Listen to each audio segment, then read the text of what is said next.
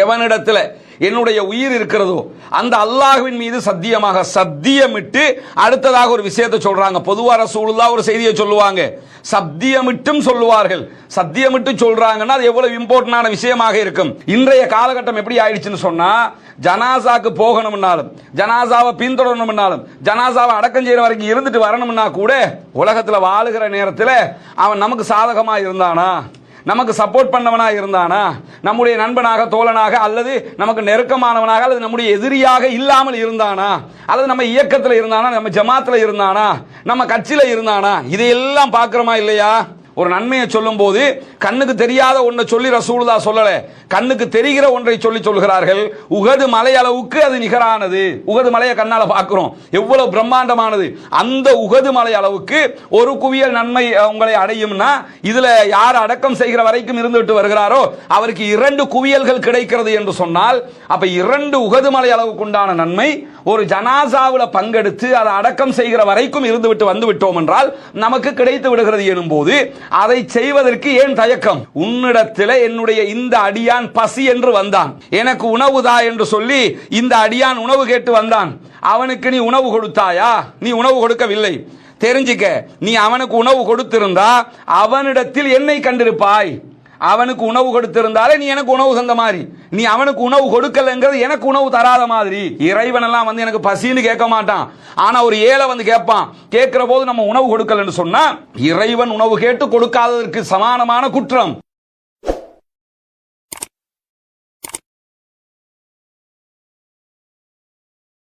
எல்லா புகழும் புகழ்ச்சியும் அல்லாஹ் ஒருவனுக்கே உண்டாகட்டுமாக.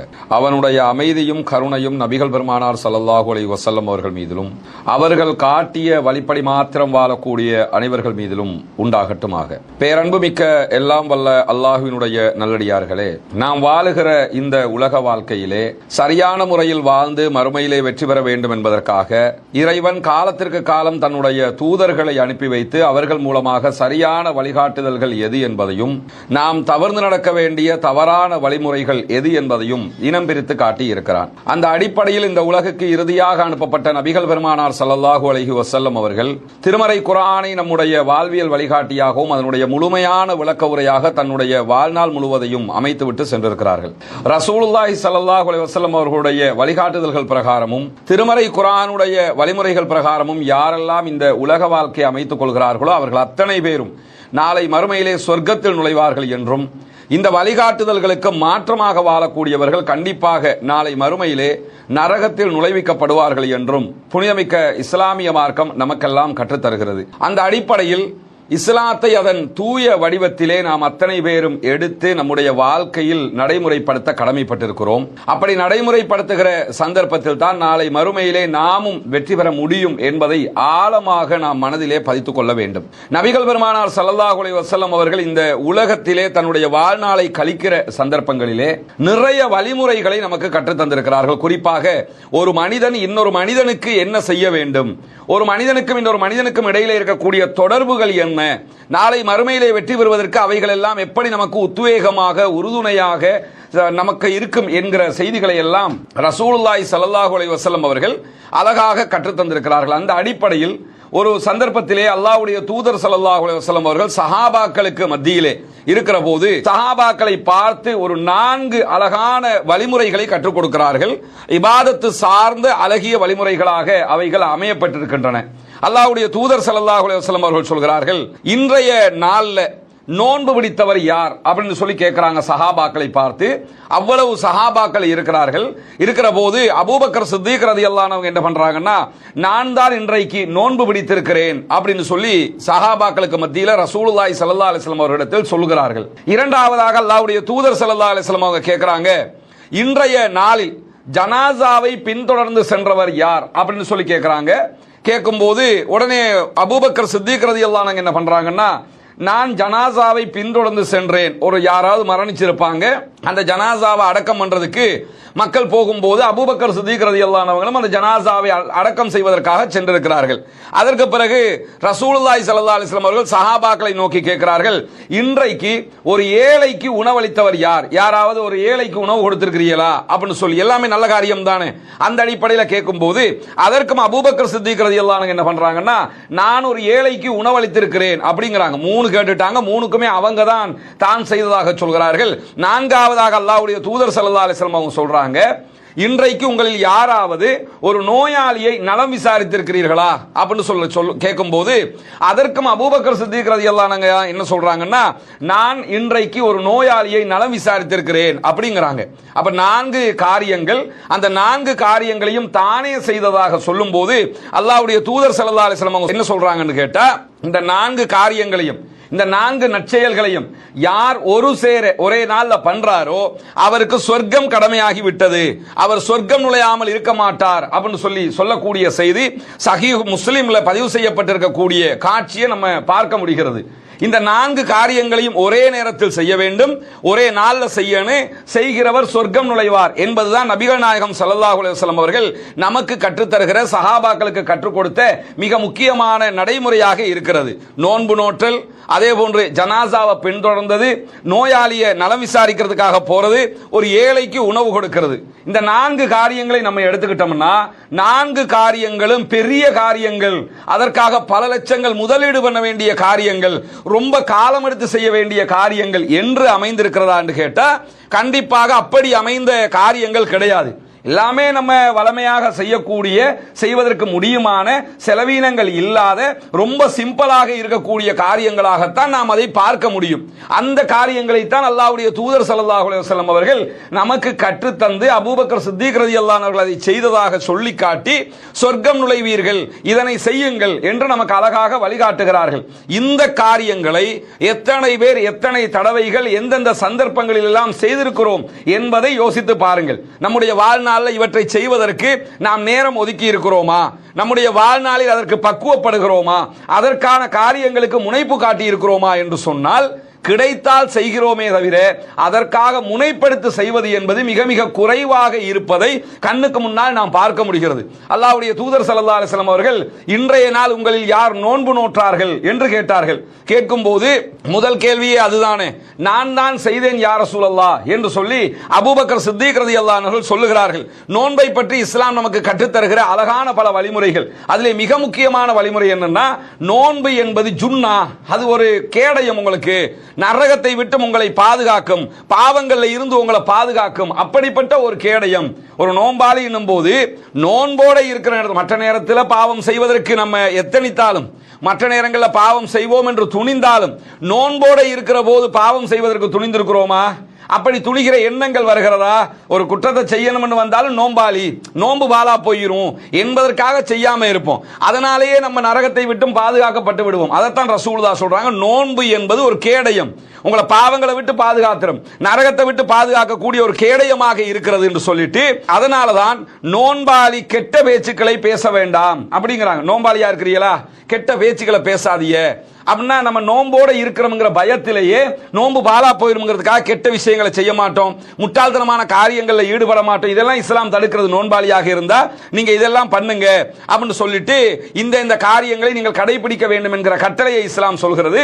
சொல்லிட்டு என்ன சொல்றாங்கன்னு சொன்னா, யாரோடையாவது உங்களுக்கு சண்டை வருகிறதா, சண்டை வந்தா நான் நோன்பாளின்னு சொல்லி ஒதுங்கிருங்க. ஒரு பிரச்சனை வந்தா கூட நோம்போட இருக்கிறீங்க, நோம்போட இருக்கும் போது நான் நோம்பாளி என்று ஒதுங்கிருங்க. அதுக்கு தான் இந்த நோன்பை இஸ்லாம் ஏன் கற்றுத் தருகிறதுன்னு சொன்னா, நிறைய விஷயங்கள்ல இருந்து நம்மை நாமே பாதுகாத்துக் கொள்ள முடியும்.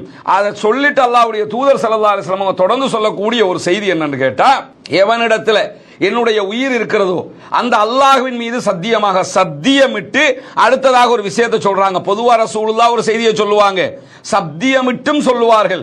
சத்தியமிட்டு சொல்றாங்கன்னா அது எவ்வளவு இம்பார்ட்டன்டான விஷயமாக இருக்கும். நோன்பாளியின் வாயிலிருந்து வரக்கூடிய துருவாடை இருக்கிறதே, அந்த துருவாடை கூட நாளை மறுமையிலே கஸ்தூரியினுடைய வாடைக்கு நிகராக இருக்கும் அதை விட சிறந்ததாக இருக்கும் அப்படிங்கிறாங்க அல்லாஹ்வுடைய தூதர். அப்ப நோம்போடு இருக்கல நம்ம இரவு சாப்பிட்டுருவோம், பகல் நேரங்கள் இருக்கிறதுனால வாயிலிருந்து வாடை வரும். அந்த வாடை கூட நாளை மறுமையில உங்களுக்கு கஸ்தூரி வாடைக்கு நிகரானதாக, அதை விட சிறந்ததாக இருக்கும் அப்படின்னு சொல்லிட்டு எனக்காக நோன்பாளி தன்னுடைய உணவையும் தான் குடிக்க வேண்டிய பானங்களையும் விட்டுவிட்டான், தன்னுடைய ஆசைகளை எல்லாம் விட்டு விடுகிறான் என்று சொல்லுகிற இறைவன் என்ன சொல்றானாம் என்று கேட்டா, நோன்பு எனக்குரியது, நான் தான் அதற்கு கூலி கொடுப்பேன். எல்லாமே இறைவன் தான் கூலி தருவான் நமக்கு. ஆனா நோன்பை பத்தி சொல்லும் போது என்ன சொல்றான்னு சொன்னா, நோன்பு எனக்குரியது, எனக்காகவே அவன் பட்டினி கிடக்கிறான், நானே அவனுக்கு கூலி கொடுப்பேன் என்று சொல்லி மற்ற நன்மைகளுக்கு கூலி தருகிறதை விட நோன்புக்கு கூலி தருவதை அல்லாஹு தாலா தன்னுடைய உரிமையாக கடமையாக வாதிடுகிறான் என்கிற செய்தியை சஹீஹுல் புகாரில நம்ம பார்க்க முடிகிறது. எனவே இந்த ஹதீஸ் நமக்கு உணர்த்தக்கூடிய ஒரு முக்கியமான செய்தி என்னன்னா, நோன்பு என்பது மிக முக்கியமானது. நோன்பு என்பது பாவங்களை விட்டு நம்மை பாதுகாக்கும். நோன்பு என்பது நன்மை செய்ய நம்மை தூண்டும். நோன்பு என்பது பொறுமையை நமக்கு கற்றுத்தரும். நோன்பு என்பது சச்சரவுகளில் இருந்து நம்மை விடுபட செய்யும். நோன்பு என்பது சொர்க்கத்துக்கு நம்மை அழைத்து செல்லும். எனவே இந்த நோன்பை கடைபிடித்தவர் யார் என்றுதான் ரசூலுல்லாஹ் கேட்கிறார்கள். ரமலான்ல நம்ம 29 நாட்கள் அல்லது 30 நாட்கள் நோன்பு பிடிக்கிறோம். ரமலான் அல்லாத காலங்களில் அல்லாஹ்வுடைய தூதர் ஸல்லல்லாஹு அலைஹி வஸல்லம் அவங்க என்ன செய்றாங்கன்னு கேட்டா, ஒரு சந்தர்ப்பத்தில் அபூ ஹுரைரா ரலியல்லாஹு அன்ஹு சொல்கிறார்கள், சஹீஹுல் புகாரில வரக்கூடிய செய்தி, எனக்கு நபிகள் நாயகம் ஸல்லல்லாஹு அலைஹி வஸல்லம் அவர்கள் சில விஷயங்களை கற்றுத் தருகிறார்கள். எப்படி கற்றுத் தந்தார்கள்? லுஹா தொழுமாறு கற்றுத் தந்தார்கள். லுஹா தொழுகையை தொழுங்க அப்படின்னு சொன்னாங்க. வித்ரு தொழுது விட்டு தூங்க போங்க அப்படின்னு சொல்லி ரசூலுல்லாஹ் எனக்கு உபதேசம் செய்தார்கள். அதே மாதிரி நபிகள் நாயகம் ஸல்லல்லாஹு அலைஹி வஸல்லம் அவர்கள் கற்றுத் தரும்போது என்ன சொன்னாங்கன்னா, ஒவ்வொரு மாதமும் 3 நோன்பு பிடியுங்கள் என்பதையும் எனக்கு கற்றுத் தந்தார்கள். லுஹா தொழுங்க, வித்ரு தொழுடு தூங்கும் போது வித்ரு தொழுடு தூங்குங்க அப்படிங்கிறாங்க. அதே மாதிரி ஒவ்வொரு மாதமும் 3 நோன்பு பிடிங்க அப்படின்னு சொல்லி கற்றுத் தந்தாங்கன்னு சொன்னா, பிறை 13, 14, 15 இந்த 3 நாட்கள் நோன்பு பிடிப்பதற்கு சிறந்த நாட்களாக அல்லாஹ்வுடைய தூதர் ஸல்லல்லாஹு அலைஹி வஸல்லம் அவர்கள் நமக்கு கற்றுத் தந்திருக்கிறார்கள். எனவே ஒரு மாசத்துல ஒரு ரமலான்ல 30 நோன்பு பிடிப்போம், 29 நோன்பு பிடிப்போம். மற்ற மாதங்கள்லையும் பிறை 13, 14, 15 நமக்கு நோன்பு பிடிப்பதற்கு வாய்ப்பு இருந்தால் அதை பிடிப்பதற்கு எத்தனிக்க வேண்டும். மற்ற சந்தர்ப்பங்களையும் ரசூலுல்லாஹி ஸல்லல்லாஹு அலைஹி வஸல்லம் அவர்கள் பல நோன்புகளை பிடித்திருக்கிறார்கள். அதையெல்லாம் பிடிக்கிற போது கண்டிப்பாக நாம் நரகத்தை விட்டு பாதுகாப்பு தேட முடியும். இதனால தான் ரசூலுல்லாஹ் கேட்கிறாங்க, இன்னைக்கு யாரு நோன்பு பிடிச்சா? அபூபக்கர் சித்திக் ரலியல்லாஹு அன்ஹு நான் தான் நோன்பு நோற்றேன் என்று சொல்லுகிறார்கள். இரண்டாவதாக அல்லாஹ்வுடைய தூதர் ஸல்லல்லாஹு அலைஹி வஸல்லம் அவங்க என்ன கேட்டாங்க, உங்களில் யார் இன்றைக்கு ஜனாசாவை பின்தொடர்ந்தவர் அப்படின்னு கேட்கும்போது அதற்கும் நான் தான் பின்தொடர்ந்தேன் என்று சொன்னார்கள். அதை பற்றிய இஸ்லாம் பல விஷயங்கள் நமக்கு கற்றுத் தருகிறது. ஒருவர் மரணித்து விடுகிறார், அவருடைய ஜனாசாவுக்கு போவது, ஜனாசாவை பார்ப்பது, ஜனாசாவை பின்தொடர்வது, ஜனாசாவை அடக்கம் செய்கிற வரைக்கும் இருந்துவிட்டு வருவது, எத்தனை பேர் எத்தனை சந்தர்ப்பங்களில் இதனை செய்து கொண்டிருக்கிறோம் என்கிற ஒரு ஆழமான கேள்வி நமக்கு முன்னால் இருக்கிறதா இல்லையா?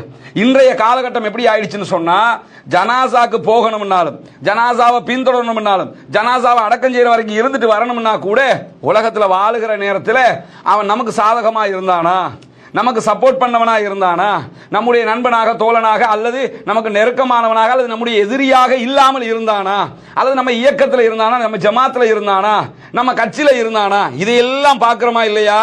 ஒருவர் மரணித்து விட்டார், ஜனாசா அவ்வளவுதான், அதை போய் பார்த்துட்டு வர்றதுல என்ன பிரச்சனை வந்துட போகுது? அதுக்கு நம்ம அவர் குர்ஆன் சுன்னா அடிப்படையில் வாழ்ந்தவராக இருந்தா அவருக்கு பின்தொடர்ந்து சென்று தொழுகை நடத்தி அவர் அடக்கம் செய்து விட்டு வருவதில் எவ்வளவு நன்மைகள் இருக்க போகிறது. அவ்வளவு நன்மைகளை இழக்கிற விதமாக அவர் யார் தெரியுமா?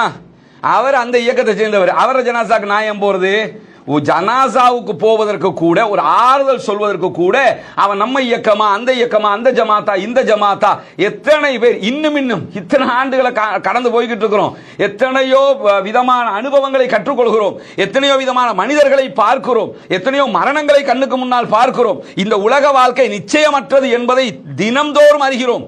அப்படி அறிஞ்சாலும் என்ன பண்றோம்னு சொன்னா, இவன் நம்ம ஜமாத்தா, அந்த இயக்கமா, இந்த இயக்கமா, அங்க வந்தானா, இங்க வந்தானா, இதெல்லாம் பார்த்து ஒரு ஜனாசாவுக்கு செல்வதற்கு கூட மனமில்லாத மக்களாக பல பேர் இருப்பதை நீங்கள் பார்க்க முடியும். அல்லாஹ்வுடைய தூதர் ஸல்லல்லாஹு அலைஹி வஸல்லம் என்ன சொல்றாங்கன்னு சொன்னா, எவர் ஒருவர் ஈமான் கொண்டவராக அதே நேரத்தில் நன்மை எதிர்பார்த்தவராக ஒரு முஸ்லிமுடைய ஜனாசாவை பின்தொடர்ந்து போகிறார், அதற்காக தொழுகை நடத்தப்படுகிறது, அந்த தொழுகையிலே கலந்து கொள்கிறார், அதுக்கு பிறகு அதை அடக்கம் செய்கிற வரைக்கும் அந்த ஜனாசாவோட இருக்கிறார், போறாரு, ஜனாசாவை பார்க்கிறாரு, அதுக்காக தொழுகை நடத்தப்படுகிற தொழுகையில கலந்து கொள்றாரு, அதற்கு பிறகு அடக்கம் செய்கிற வரைக்கும் இருக்கிறாரு. அப்படி இருந்தாருன்னு சொன்னா அவர் 2 கீராத் 2 குவியல் நன்மைகளை பெற்றுக் கொள்கிறார் அப்படிங்கிறாங்க. சொல்லிவிட்டு ரசூலுல்லாஹி ஸல்லல்லாஹு அலைஹி வஸல்லம் அவங்க ஒவ்வொரு கீராத் ஒவ்வொரு குவியலும் எப்படிப்பட்டதுன்னு சொல்லும்போது ஒவ்வொரு குவியல் நன்மைகளும் உஹது மலைக்கு நிகரானது அப்படிங்கிறாங்க.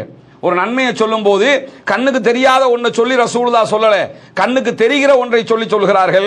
உஹது மலை அளவுக்கு அது நிகரானது. உஹது மலையை கண்ணால பார்க்கிறோம், எவ்வளவு பிரம்மாண்டமானது.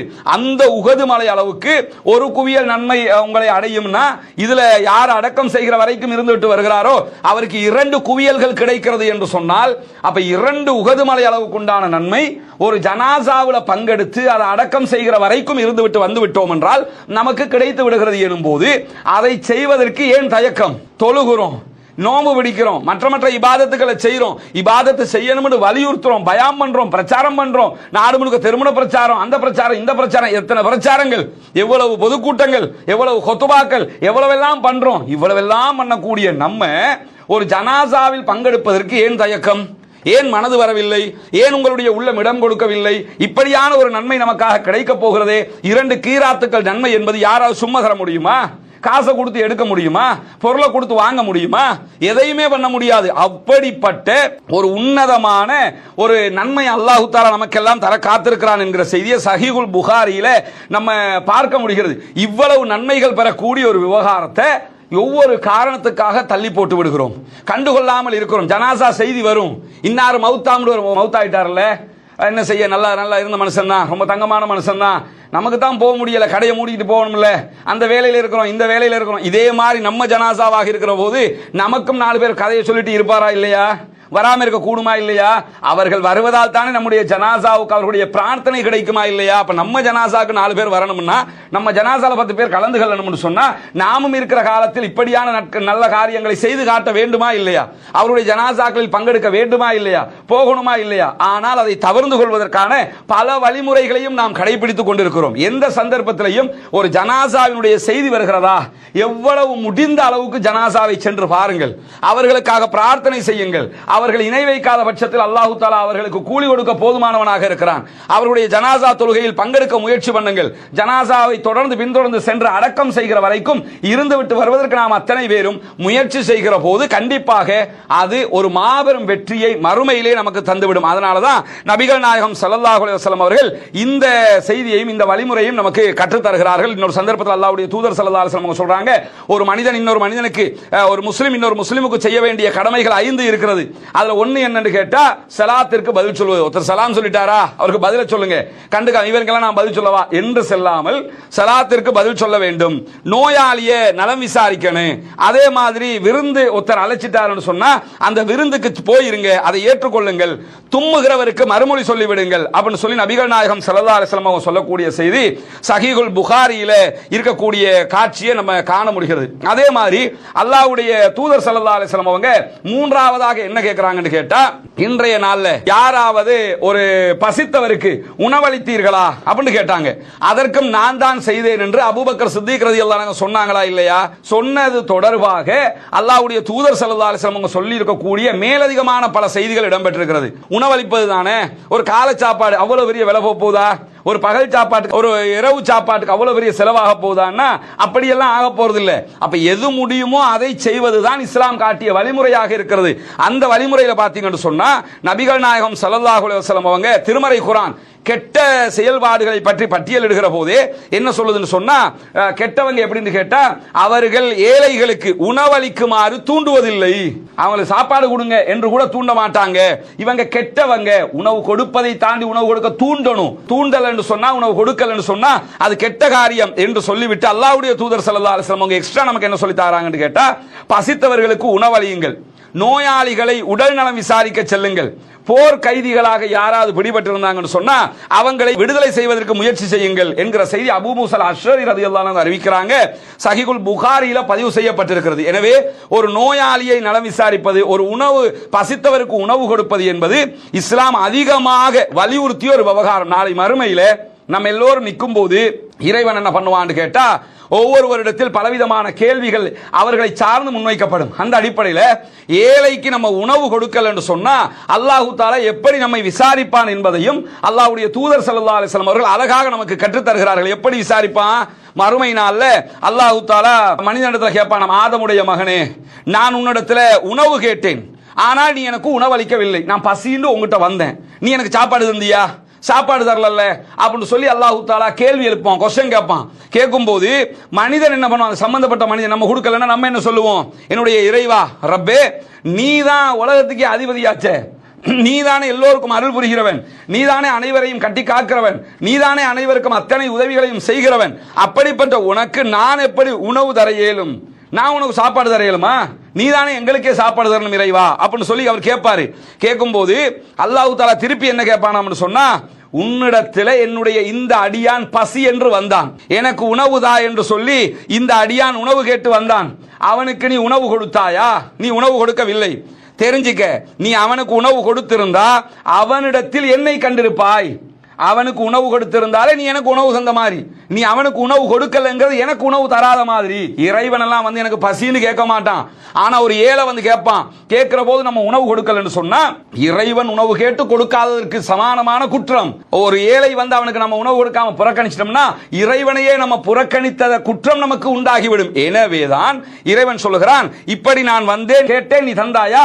தரல என்று இந்த ஒப்பீட்டை சொல்லி கேட்கக்கூடிய இப்படியான ஒரு சம்பவம் நடைபெறும் என்பதை ரசூலுல்லாஹி ஸல்லல்லாஹு அலைஹி வஸல்லம் அவர்கள் சொல்கிறார்கள். சஹீஹ் முஸ்லிமிலே இது பதிவு செய்யப்பட்டிருக்கிறது. அப்ப எவ்வளவு ஒரு முக்கியமான ஒரு காரியம் பசித்தவர்களுக்கு உணவு அளிப்பது என்பது. அப்ப இந்த பசித்தவர்களுக்கு உணவு அளிக்கிற காரியத்தில் எத்தனை தடவைகள் எப்படியெல்லாம் நாம் நடந்து கொள்கிறோம் என்பதை சிந்தித்து பாருங்கள். வீட்டுக்கு பசின்னு ஒருத்தர் வந்து கேட்கிறாரு, 5 ரூபா காசை கொடுத்து அனுப்பிச்சு விட்டுறோம். பசி என்று கேட்கிறான்.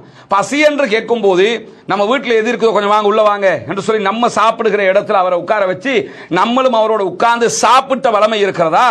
ஒரு ஏழையோடு அருகருகிலே உட்கார்ந்து அமர்ந்து சாப்பிட்டு பாருங்கள். நாம் சாப்பிடுகிற அதே உணவை கொடுத்து பாருங்கள். நாம் சாப்பிடுகிற அதே தட்டில் அவரையும் அப்படியே அமர வைத்து சாப்பாடு கொடுத்து பாருங்கள். அவருடைய எண்ணம், அவருடைய ஆசை, அவருடைய பூரிப்பு, அவருடைய மகிழ்ச்சி எல்லாம் அன்றைக்கு நீங்கள் பார்க்க முடியும். வாழ்நாளில் ஒரு முறையாவது அப்படி நடந்து பாருங்கள். எவ்வளவு ஒரு இனிப்பான நிகழ்வாக அந்த நிகழ்வு இருக்க போகிறது என்பதை நாம் புரிந்து கொள்ள முடியும். எனவே நாம் பக்குவப்படுவது என்பது, மார்க்கத்தில் நடமாடுவது என்பது, மார்க்கத்தை ஏற்றுக்கொள்வது என்பது, மார்க்கத்தோடு வாழ்வது என்பது எப்படி என்று சொன்னால், ரசூலுல்லாஹ் சொன்ன இந்த காரியங்கள் எல்லாம் நம்முடைய வாழ்க்கை, நம்முடைய நடவடிக்கையில் இருக்க வேண்டும். மிகச்சிறந்த நட்பண்புகளாக இவைகள் பார்க்கப்படும். இதே நேரத்தில் அல்லாஹ்வுடைய தூதர் ஸல்லல்லாஹு அலைஹி வஸல்லம் அவங்க இறுதியாக 4வதாக சபையில கேட்ட கேள்வி என்ன? யார் ஒரு நோயாளியை நலம் விசாரித்தீர்கள் என்று கேட்டார்கள். அதற்கும் நான் தான் அல்லாஹ்வுடைய தூதரே என்றார்கள் அபூபக்கர் சித்திக் ரலியல்லாஹு அன்ஹு அவர்கள். இந்த செய்தியும் நமக்கு உணர்த்துகிற பாடம் என்ன? ஒரு நோயாளியை எத்தனை தடவை நலம் விசாரிக்க சென்றோம்? நேரடியெல்லாம் கூட போக தேவையில்லைங்க. ஒரு மொபைல்ல கால் பண்ணி பேச முடியாது. என்னங்க உடம்பு முடியாம இருக்கிறீங்களாமே, என்ன நடந்தது, எப்படி இருக்கிறீங்க, நாங்கெல்லாம் உங்களுக்கு துஆ செய்றோம், அல்லாஹ் உங்களை கைவிட மாட்டான், கொஞ்சம் பொறுமையாக இருங்க. இதுக்கு நமக்கு ஒரு 2 நிமிஷம் போதாதா? ஒரு 5 நிமிஷம் பேச முடியாதா? 24 மணி நேரங்கள் நேரம் இருக்கிறது. இதிலே ஒரு 2 நிமிடங்கள் ஒரு நோயாளியை நலம் விசாரிப்பதற்கு நம்ம ஒதுக்க முடியாதா? பக்கத்தில் இருப்பாருன்னா அவரை போய் பார்த்துட்டு வந்துட முடியாதா? ஒரு ஊருக்கு போறோம், அந்த ஊர்ல இப்படி ஒரு நோயாளியா இருக்கிறார், போய் பார்த்து. நிறைய பேருக்கு கௌரவம் தடுக்கிறது, நிறைய பேருடைய மரியாதை அவனா அவனை நினைச்சுக்கிட்டு இருப்பான், அது அவனை தடுத்துக்கிட்டு இருக்குது. நமக்கு அவன் என்ன பேச்செல்லாம் பேசினா அவன்கிட்ட போய் எப்படி நம்ம போய் நிக்கிறது? அவனுக்கு நோயினா நம்ம ஏன் போய் பார்க்கணும்? அவனை பார்க்கறதுக்கு யாராவது பார்த்துக்கிட்டு போட்டும், நம்ம தான் பார்க்கணுமா என்று கௌரவம் தடுக்கிறது. அந்த கௌரவத்தை தூக்கி கடாசி விட்டு நாம் நோயாளியை நலம் விசாரிக்க செல்ல வேண்டும்.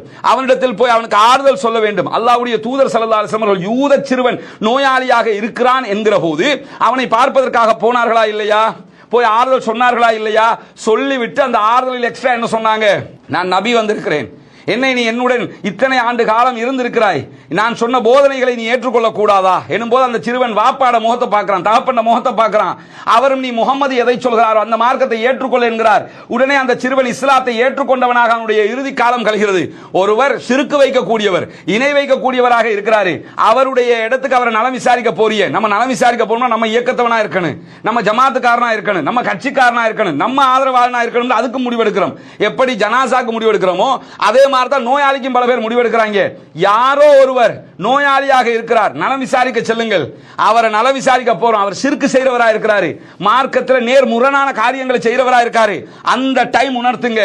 நீங்க இப்படி எல்லாம் பண்றீங்க பாவா, ஆனா அதெல்லாம் பிழையானது, அதுவெல்லாம் தவறானது, இஸ்லாம் காட்டிய வழிமுறைகளுக்கு நேர்முரணானது, இணை வைக்கிற காரியம், நாளை மறுமையிலே நம்ம தோற்று போயிருவோம், அதை செய்யாம அல்லாஹ்விடத்துல கையேந்துங்க, அல்லாஹ்விடத்துல பிரார்த்தனை பண்ணுங்க, அல்லாஹ்ட்டே எல்லாத்தையும் முன்வைங்க என்கிற தௌஹீதை, என்கிற ஏகத்துவத்தை, என்கிற ஒரே இறை கொள்கையை நீங்கள் அவரிடத்தில் அந்த இடத்தில் உணர்த்தினால் சில நேரங்களில் மரண தருவாய் அதை ஏற்றுக்கொள்வதற்கு வாய்ப்பாக இருக்கும்.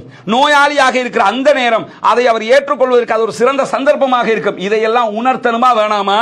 இதற்குத்தான் இஸ்லாம் என்ன பண்ணுதுன்னு கேட்டா, நோயாளியை நலம் விசாரிக்க செல்லுங்கள் என்கிற இந்த வழிமுறையை நமக்கு காட்டி தருவது மட்டுமல்லாமல் ஒரு சந்தர்ப்பத்தில் அல்லாஹ்வுடைய தூதர் ஸல்லல்லாஹு அலைஹி வஸல்லம் சொல்லக்கூடிய செய்தி சஹீஹ் முஸ்லிம், திர்மிதி, அஹ்மத் ஆகிய பல கிரந்தங்களில் பதிவு செய்யப்பட்டிருக்கிறது. நோயாளியை நலம் விசாரித்துக் கொண்டிருக்கிற ஒருவர் திரும்பி வருகிற வரைக்கும் சொர்க்கத்தினுடைய கனிகளை பறித்துக் கொண்டிருக்கிறார் அப்படிங்கிறாங்க ரசூலுல்லாஹ். நோயாளியை நலம் விசாரிக்க போயிட்டோம், போய் அதை முடிச்சிட்டு வருகிற வரைக்கும் அந்த டைம் இருக்குதுல்ல, அந்த டைம் சொர்க்கத்தின் கனிகளை பறித்துக் கொண்டிருக்கிற நேரம் அது அப்படின்னு சொல்லி ரசூலுல்லாஹ் சொர்க்கத்துக்குரிய காரியமாகவே அதனை கற்றுத் தருகிறார்கள். இந்த காரியத்தையும் நாம் செய்யணுமா இல்லையா? இதற்கு நம்ம இயக்க வேறுபாடு பார்க்கணுமா? பார்த்தா அது நல்லதாக இருக்குமா? எனவே நோயாளிகளை நலம் விசாரிக்கிற விவகாரம் என்று வந்துவிட்டால் அதற்கு நாம் முன்னுரிமை கொடுக்க வேண்டும், அந்த காரியத்தையும் செய்ய வேண்டும். இந்த 4 காரியத்தையும் அபூபக்கர் சித்திக் ரலியல்லாஹு அன்ஹு ஒரே நாளில் செய்கிறார்கள். ரசூலுல்லாஹி ஸல்லல்லாஹு அலைஹி வஸல்லம் என்ன செய்றாங்கன்னா, ஒரே நாளில் இந்த 4 காரியங்களை செய்கிறவர் சொர்க்கம் நுழைவார் என்பதை திட்டவட்டமாக நமக்கு கற்றுத் தருகிறார்கள். எனவே இந்த நல்ல காரியங்களை செய்வதனூடாக இம்மையிலும் மறுமையிலும் வெற்றி பெறுவோமாக. வாஹர் தஅவானா அல்ஹம்துலில்லாஹி ரப்பில் ஆலமீன்.